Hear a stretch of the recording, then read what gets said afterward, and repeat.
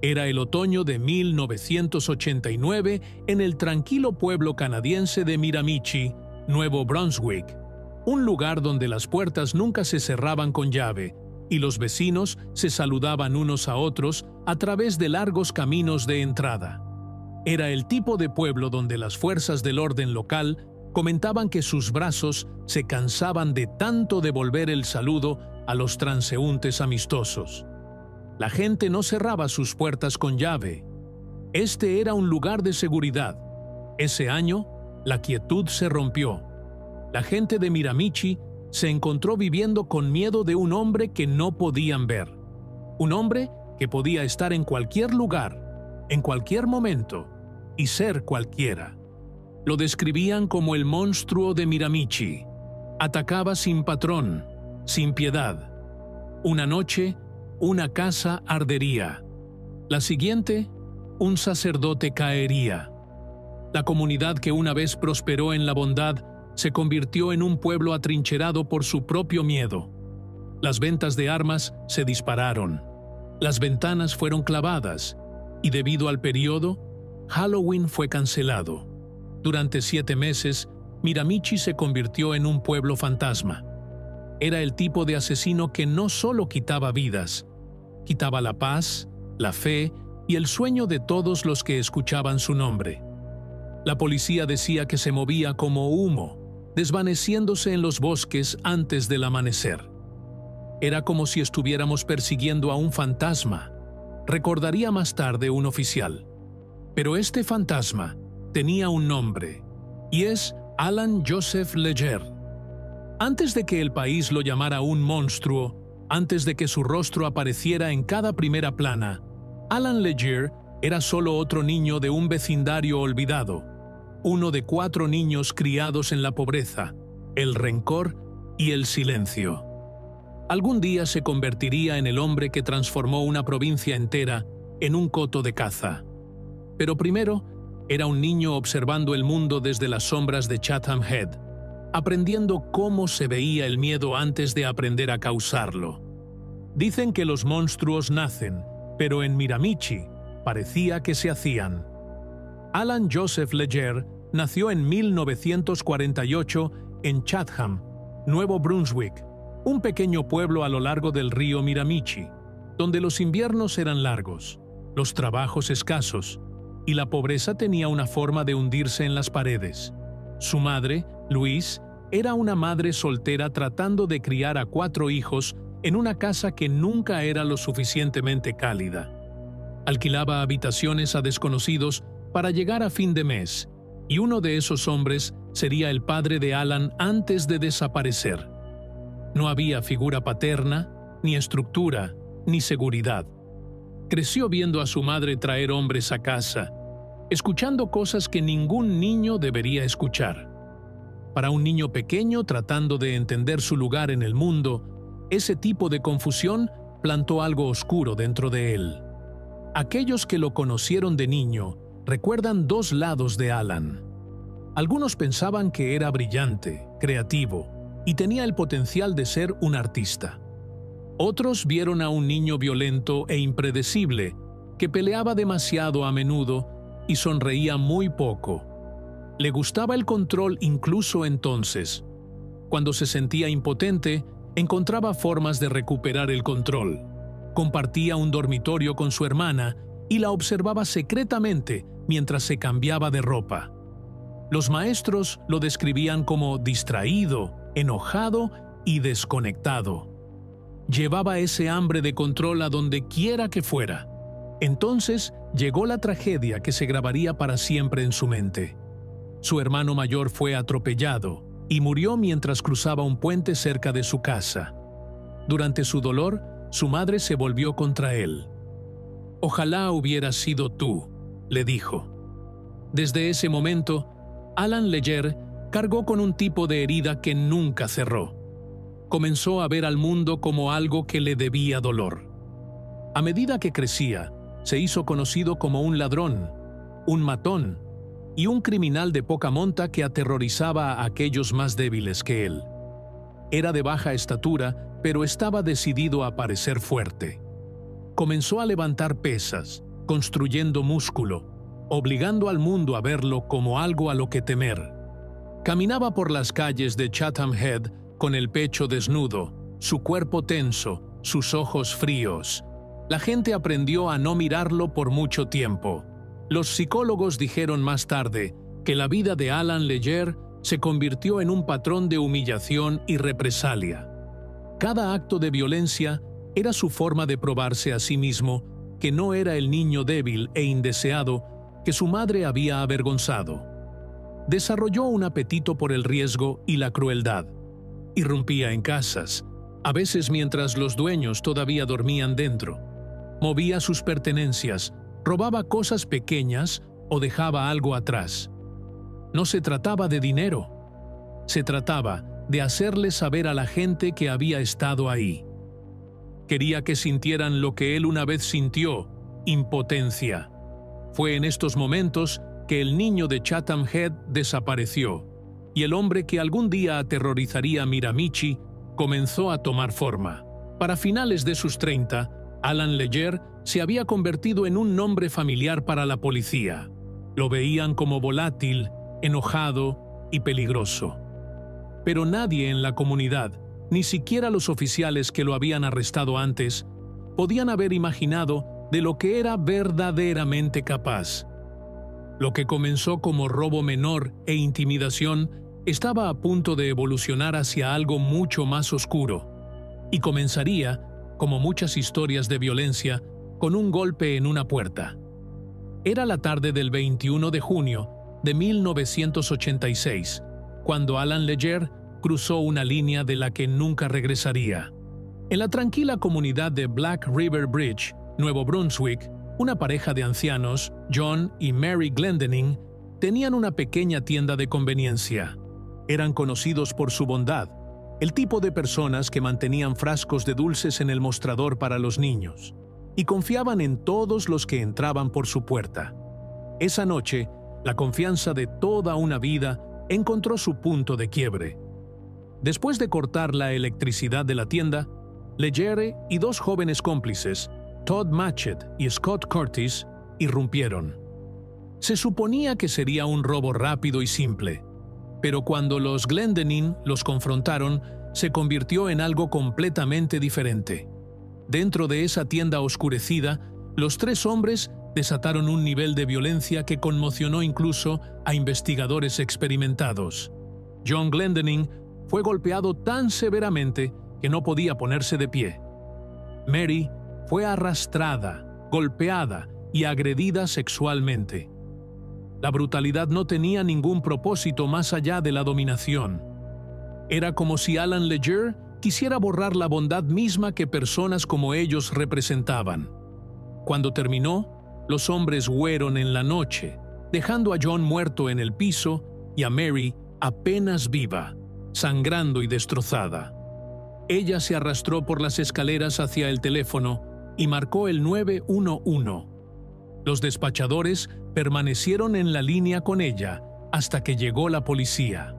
Cuando los oficiales entraron a la casa, encontraron devastación, pero también un testigo lo suficientemente fuerte como para sobrevivir. La investigación avanzó rápido. En cuestión de días, los tres sospechosos fueron arrestados. Bajo presión, Todd Matchett se declaró culpable de asesinato y agresión. Curtis y Leger mantuvieron su inocencia, pero en el juicio la evidencia fue abrumadora. El testimonio de testigos, evidencia física y la consistencia de sus historias colocaron a Alan Leger no solo en la escena, sino en el centro de ella. No era un espectador, era el instigador, el líder, el hombre que decidía quién vivía y quién moría. Mary Glendening, a pesar de sus heridas, testificó en la corte. Sus palabras cortaron el silencio de la sala, describiendo cómo los momentos finales de su esposo fueron pasados tratando de protegerla. Fue un recordatorio inquietante de que el valor a menudo existe donde la crueldad intenta destruirlo. Cuando se leyó el veredicto, Alan Leger no mostró ninguna emoción. Fue sentenciado a cadena perpetua. Para la mayoría de las personas, Ese habría sido el final de la historia. Pero para Leger, la prisión no era una sentencia, era una sala de espera. Dentro, se convirtió en lo que los guardias llamaban un prisionero modelo. Seguía las reglas, se mantenía alejado y nunca causaba problemas. Pero detrás de esa máscara tranquila, estaba planeando. Estudió los hábitos de los guardias, monitoreó sus horarios y aprendió cómo funcionaba el sistema. Comenzó a ver la prisión como solo otra casa cerrada con llave. Y como cada casa en la que había irrumpido antes, estaba decidido a encontrar una salida. En mayo de 1989, lo hizo. Para 1989, Alan Leger había estado tras las rejas durante 3 años. Para los guardias, era callado, cooperativo y educado. Para sí mismo, era un hombre ensayando un acto, esperando el momento correcto para interpretarlo.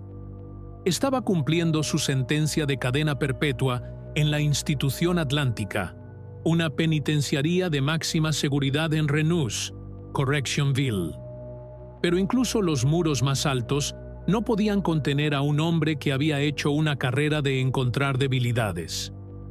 En la primavera de ese año, Leger comenzó a quejarse de una severa infección de oído. Interpretó el papel del preso enfermo, perfectamente calmado, educado, paciente. El personal médico organizó su transporte al hospital regional Dr. Georges L. Dumont en Moncton para tratamiento.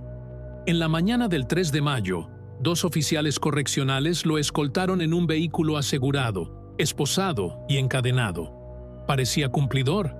Lo que no sabían era que había pasado semanas preparándose para este momento. Escondido dentro de su cuerpo había una pieza afilada de metal, una parte de la antena de su televisor que había roto, envuelto y ocultado dentro de sí mismo. Había convertido su propio cuerpo en un arma y una ganzúa. Cuando llegó al hospital, pidió usar el baño. Era una solicitud simple, una que parecía inofensiva. Los oficiales lo permitieron. En ese pequeño cuarto de azulejos, Alan Leger sacó el metal de su escondite y comenzó a manipular la cerradura de sus esposas. En segundos, cayeron. Liberó sus piernas, estabilizó su respiración y se preparó para lo que vendría después. Cuando los guardias abrieron la puerta, se abalanzó. En su mano, la varilla de metal parecía un cuchillo. Los guardias, desarmados excepto por gas lacrimógeno, fueron tomados desprevenidos. Los roció, los empujó y corrió. Leger irrumpió a través de los corredores del hospital, atravesando las puertas delanteras, desvaneciéndose en el estacionamiento antes de que alguien pudiera reaccionar. El primer auto al que llegó pertenecía a Peggy Olive, una paciente ambulatoria que acababa de llegar. Abrió la puerta y la empujó a un lado. Dijo que estaba detenido por asesinato, recordaría ella más tarde. Presionó algo contra mi garganta y me dijo que condujera. Pensó que estaba a punto de morir, pero tan rápido como había tomado el control, su estado de ánimo cambió. Habló con calma, incluso gentilmente, asegurándole que no sería lastimada. Entonces, sin advertencia, la liberó. Cuando me dejó ir, dijo Peggy, me dijo que tampoco dañaría mi auto. Era un tipo extraño de maldad, el tipo que podía hablar suavemente mientras planeaba el siguiente acto de violencia. Leger abandonó el auto y desapareció en la ciudad.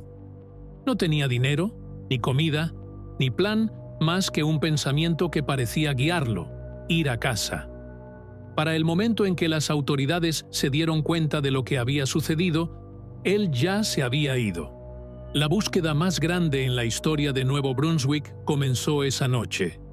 Se establecieron bloqueos, se emitieron advertencias, pero era demasiado tarde. Ya estaba en camino de regreso a Miramichi, de regreso al pueblo que lo había puesto tras las rejas. En los próximos meses, se aseguraría de que recordaran su nombre. Cuando Alan Leger escapó, la mayoría de las personas asumió que correría lejos. Miramichi era el último lugar donde alguien pensó que regresaría, pero no lo conocían. Para Leger, esto era personal. Era su hogar. Para finales de mayo de 1989, los rumores comenzaron a extenderse por el pueblo, acompañados de robos, sonidos extraños en los bosques y sombras moviéndose en la noche. Y entonces llegó el primer incendio. El 29 de mayo, la casa de Annie Flam, de 75 años, estalló en llamas. Los vecinos corrieron a ayudar, pero el fuego ya estaba consumiendo la casa. Su cuñada, Nina Flam, apenas escapó, su cuerpo cubierto de quemaduras. Fue llevada al hospital en condición crítica, pero antes de perder el conocimiento, logró decir 5 palabras que lo cambiaron todo. Me ató a la cama. Los investigadores pronto descubrieron que el incendio no fue un accidente. Las mujeres habían sido atacadas por un intruso que exigió dinero. Luego, se volvió violento cuando resistieron. Annie había sido golpeada, agredida sexualmente y estrangulada antes de que la casa fuera incendiada. La escena era tan horrible que incluso detectives experimentados quedaron conmocionados. La poca evidencia que sobrevivió al incendio contaba una historia perturbadora. Nina recordaba que su atacante llevaba una cadena de metal alrededor de su cintura, del tipo usado para prisioneros. Fue la primera pista real de que Alan Leger, el convicto fugitivo, había regresado. De la noche a la mañana, Miramichi cambió. Las puertas que nunca habían sido cerradas con llave fueron atrancadas. La gente dormía con armas al lado de sus camas. Los padres mantenían a sus hijos adentro. La policía estableció puntos de control y los oficiales comenzaron a patrullar en parejas. Pero Leger siempre iba un paso adelante. Conocía los bosques, los atajos, los caminos de tierra y los puntos ciegos en el diseño del pueblo. Se movía en silencio como si se hubiera fundido con el paisaje, y las semanas se convirtieron en meses. Hubo avistamientos, pero ninguno confirmado. Entonces, en octubre, la pesadilla regresó. Era la noche del 13 de octubre de 1989, cuando el fuego una vez más iluminó el cielo. Esta vez, en la casa de Linda y Donna Downey, 2 hermanas que compartían una residencia en Newcastle. Cuando la policía llegó, encontraron la casa envuelta en llamas y los cuerpos de ambas mujeres dentro. Habían sido golpeadas, agredidas sexualmente y estranguladas antes de que el fuego fuera encendido. La violencia era salvaje, deliberada y personal. Los investigadores dijeron que parecía que alguien se había tomado su tiempo. Los equipos forenses recuperaron rastros de ADN de la escena del crimen. Era una ciencia emergente en ese momento, pero lo que encontraron más tarde confirmaría lo que todos ya habían temido. El perfil genético coincidía con el de Alan Leger. La gente de Miramichi comenzó a entrar en pánico. Los rumores se extendieron más rápido de lo que la investigación podía controlar. Algunos dijeron que lo vieron caminando por el río en la noche. Otros juraron que lo escucharon afuera de sus ventanas. Las tiendas cerraron temprano. Las calles se vaciaron al atardecer. Y las tiendas de armas se agotaron. La policía recibió cientos de llamadas de residentes aterrorizados. El pueblo se había convertido en una fortaleza de miedo. Leger ya no era solo un fugitivo. Era una historia de fantasmas que había cobrado vida. Entonces llegó el acto final. En la noche del 16 de noviembre de 1989, el último sentido de seguridad del pueblo fue destrozado. La víctima esta vez fue el padre James Smith, un sacerdote local conocido por su bondad y devoción.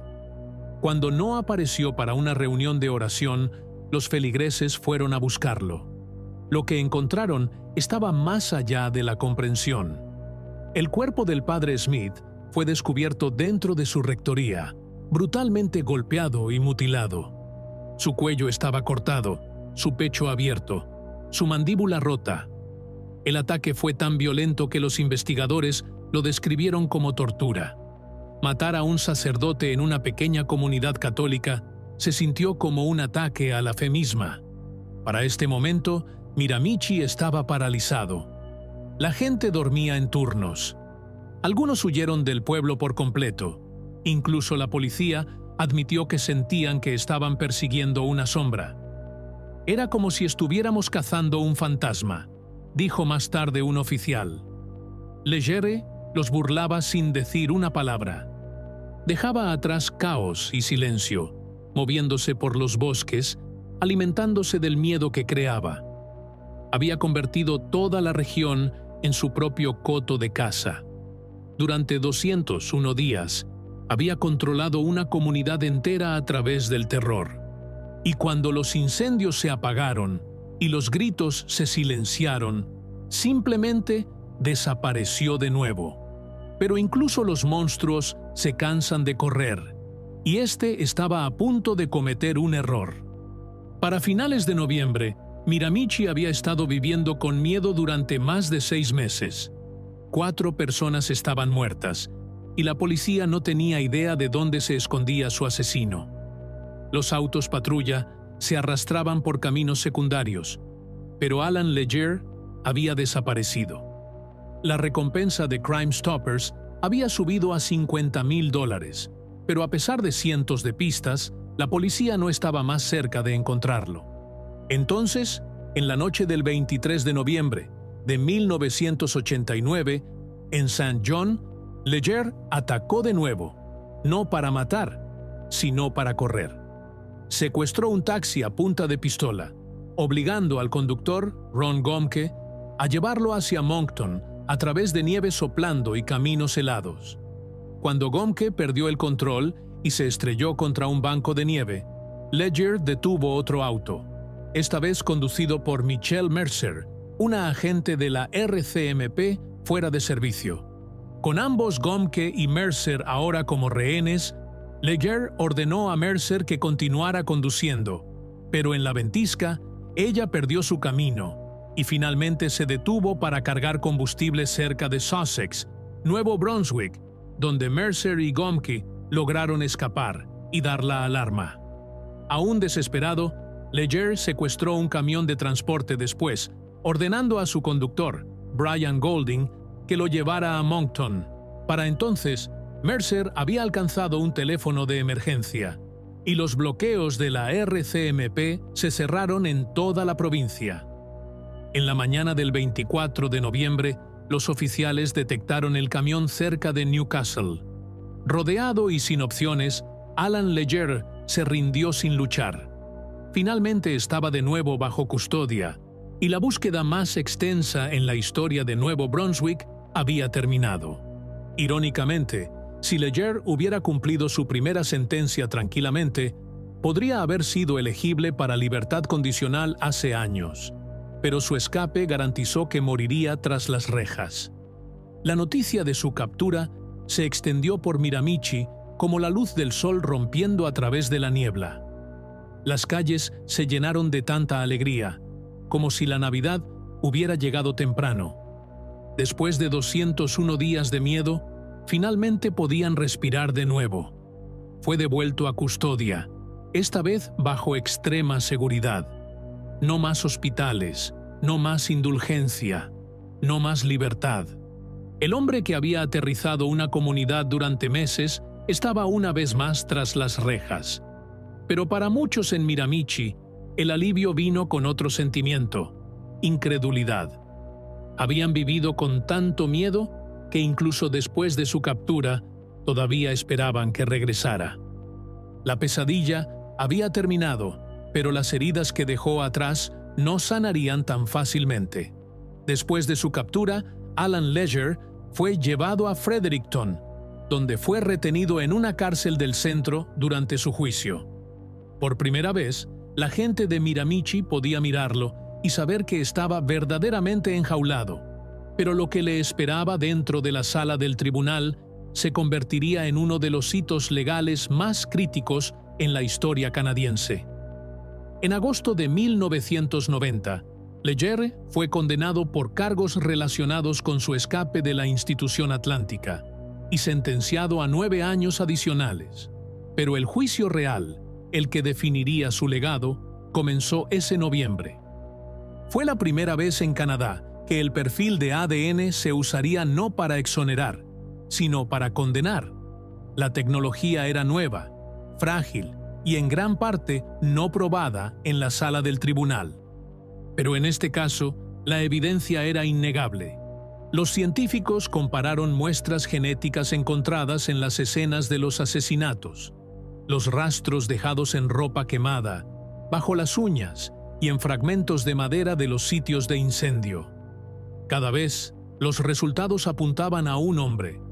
Las probabilidades de un error eran de 1 en 9 millones. La fiscalía describió a Leger como un depredador que había convertido a Miramichi en un coto de caza. Los testigos pintaron un retrato de un hombre que cambiaba entre inteligencia calmada y violencia incontrolable. Entre los testigos estaba Nina Flam, la única víctima viva de su reinado de terror de 201 días. Asustada y frágil, subió al estrado y le contó a la corte lo que recordaba. La forma en que la ató, el olor a humo, el sonido de él saliendo de la casa mientras las llamas comenzaban a propagarse. Su testimonio silenció la sala. Incluso reporteros curtidos lucharon por escribir sus notas. Leger permaneció inmóvil durante todo el juicio, sin expresión, como si estuviera escuchando la historia de otra persona. Cuando llegó el veredicto, no se inmutó. El 3 de noviembre de 1991, la corte encontró a Alan Joseph Leger culpable de 4 cargos de asesinato en primer grado. Fue sentenciado a cadena perpetua, sin posibilidad de libertad condicional durante 25 años. Los expertos forenses más tarde llamarían al caso un punto de inflexión para la justicia criminal canadiense. El momento en que el ADN probó su poder no solo para liberar a los inocentes, sino para exponer a los culpables. Después del juicio, la vieja cárcel que una vez había retenido a Leger fue cerrada. Años más tarde, fue convertida en un museo de ciencias. Dentro de una de sus exhibiciones, los visitantes todavía pueden ver la misma celda donde Leger fue mantenido durante su juicio. Detrás de sus paredes de vidrio se encuentra una exhibición dedicada al perfil de ADN, la ciencia que finalmente atrapó al monstruo de Miramichi. Para las familias de sus víctimas, finalmente se había hecho justicia. Pero para la gente que lo vivió, los recuerdos permanecieron. Cada incendio, cada grito, cada golpe en la puerta, en la oscuridad. En los años que siguieron, el nombre Alan Leger se volvió sinónimo de miedo, un recordatorio de lo que un hombre podía hacer cuando era impulsado por la rabia y el poder. Después del juicio, Alan Leger fue transferido a una de las prisiones más seguras de Canadá. Durante años, fue mantenido dentro de la unidad de supermáxima seguridad en Saint-Anne-des-Plaines, Quebec, una instalación construida para los delincuentes más peligrosos del país. No quedaban oportunidades para correr, no más visitas al hospital, no más momentos de oportunidad. El hombre que una vez había acechado los bosques de Nuevo Brunswick ahora vivía dentro de paredes de concreto. Continuó cumpliendo su sentencia en silencio, mostrando la misma falsa compostura que había engañado a tantos antes. Leía libros, asistía a programas y se mantenía alejado. Pero aquellos que conocían su pasado decían que nunca fue rehabilitado. Simplemente estaba contenido. En 2015, el Servicio Correccional de Canadá lo transfirió a la institución de Edmonton, en Alberta, otra prisión de alta seguridad diseñada para delincuentes violentos. Los oficiales no ofrecieron detalles más allá de la explicación estándar, reubicación de prisioneros para propósitos de gestión. Pero para la gente de Miramichi no importaba dónde estuviera, solo que se quedara ahí. Incluso décadas después, su nombre todavía provoca inquietud. En agosto de 2020, Después de más de 30 años tras las rejas, Alan Ledger solicitó libertad condicional diurna. La noticia se extendió rápidamente por Nuevo Brunswick, reabriendo viejas heridas que nunca habían sanado verdaderamente. El 13 de enero de 2021, la Junta de Libertad Condicional de Canadá revisó su solicitud. Después de escuchar declaraciones de las familias de las víctimas y evaluar sus informes psicológicos, negaron su petición. Concluyeron que Ledger todavía representaba un alto riesgo para la seguridad pública y mostraba poco remordimiento genuino. Para la gente de Miramichi, fue una decisión que reafirmó lo que ya sabían, que algunos monstruos nunca deben caminar libres. Hoy, el pueblo se ha reconstruido durante mucho tiempo. Las puertas que una vez fueron cerradas con llave por miedo están abiertas de nuevo. Los ríos todavía fluyen, los bosques todavía están en pie, y los niños juegan donde el silencio una vez reinó. Sin embargo, la memoria de esos 201 días nunca se ha desvanecido. Cuando los residentes hablan de ese tiempo, sus voces todavía son más bajas. Recuerdan el olor a humo en el aire, los titulares que cambiaban cada mañana, la sensación de que el mal se estaba moviendo en algún lugar justo más allá de los árboles. El caso Ledger cambió permanentemente la forma en que se investigan los crímenes violentos en Canadá. Marcó la primera vez que la evidencia de ADN se usó para asegurar una condena, estableciendo un precedente que daría forma a la ciencia forense durante décadas por venir. Alan Ledger probablemente morirá en prisión, pero la pregunta que su historia deja atrás todavía persiste. Una pregunta que criminólogos, psicólogos y gente ordinaria continúan haciendo. ¿Nació para matar? ¿O el mundo a su alrededor le enseñó cómo? Algunos creen que fue debido a las circunstancias, pobreza, vergüenza o un hogar roto. Otros piensan que fue algo más oscuro, algo en su naturaleza que ningún entorno podría haber cambiado. Cualquiera que sea la verdad, el resultado fue el mismo. 4 vidas inocentes perdidas, una comunidad entera marcada y un nombre que resonará para siempre a través de la historia criminal canadiense. Alan Joseph Ledger, el monstruo de Miramichi. Si encontraste esta historia convincente, suscríbete para más documentales de crímenes reales que exploran las mentes de los asesinos más peligrosos del mundo. Cada semana, descubrimos las historias que nos obligan a hacer la pregunta más desafiante de todas. ¿Los criminales nacen o se hacen?